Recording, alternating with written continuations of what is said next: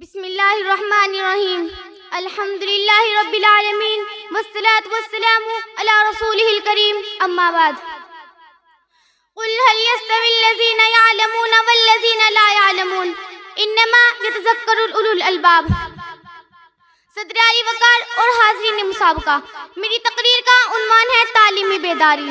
تعلیمی بیداری ایک ایسا عظیم الشان عنوان ہے کہ جس سے ہمارا سماج فوز و فلاح پا سکتا ہے، ہماری قوم کامرانی کامیابی کے علم بلند کر سکتی ہیں، ہماری نسلیں ملک و قوم کی رہبری و قیادت کا فریضہ انجام دے سکتی ہیں۔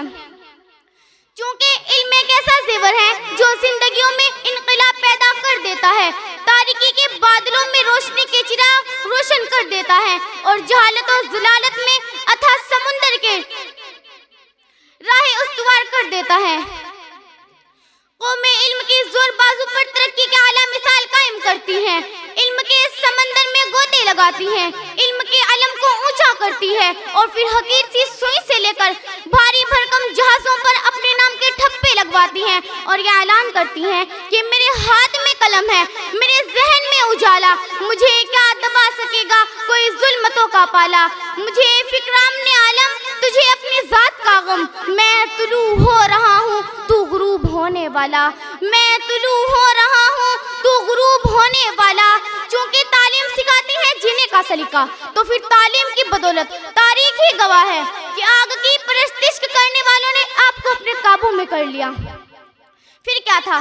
اوپر دیکھا آسمان نظر آیا، آسمان میں چاند نظر آیا، چاند میں انسان نظر آیا، پوچھا ماجرا کیا ہے؟ جواب ملا انسانی ترقی ہوئی ہے۔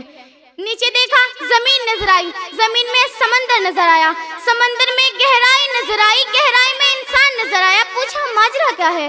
جواب ملا انسانی ترقی ہوئی ہے۔ حاضرین مسابقہ، تاریخ گواہ ہے کہ جب بھی کسی قوم، کسی سماج یا کسی ملک نے علم کو اپنا اوڑھنا بچھونا بنایا ہے تو کائنات انسانی کے ہر شعبے نے اس کی اطاعت و حکمرانی قبول کی ہے، اور اس ملک و قوم نے پوری دنیا کو سرنگوں کیا ہے۔ جب تاریخ عالم پر نظر ڈالتے ہیں تو وہ بتاتی ہیں کہ جب محمد بن اسماعیل نے تعلیم کے میدان کو فتح کیا تو وہ امام بخاری کے نام سے لاکھوں کروڑوں دلوں کے حکمران بن گئے۔ مولانا جلال الدین رومی ایران میں پیدا ہوئے لیکن علم کی بدولت دنیا کے گوشے گوشے میں عقیدت و محبت کی نگاہوں سے دیکھے گئے۔ امام ابو حنیفہ، امام مالک، امام حنبل، امام شافعی رحمۃ اللہ علیہ نے خود کو علم کے لیے کھپایا تو دنیا میں لاکھوں کروڑوں لوگوں نے ان کی اقتدا کی۔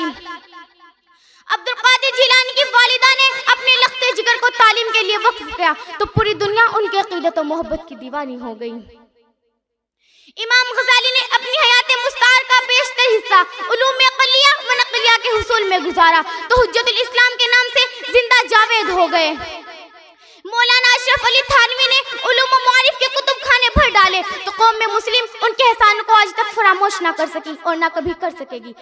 الغرض بے شمار افراد نے علوم کے حصول اور نشر و اشاعت میں اپنی زندگیاں وقف کی تو تاریخ کے دامن میں محفوظ ہو گئے۔ صدر علی وقار تعلیم کے میدان کی صفائی اور علم و حکمت کی رسیاں جب نئی نئی ایجادات و سائنسی اکتشافات کے میدان میں نکلتے ہیں تو وہ جابر بن حیان اللازی البیرونی بنتے ہیں اور پھر اپنی زندگیاں بنا کر جینے کا سلیقہ سکھاتے ہیں۔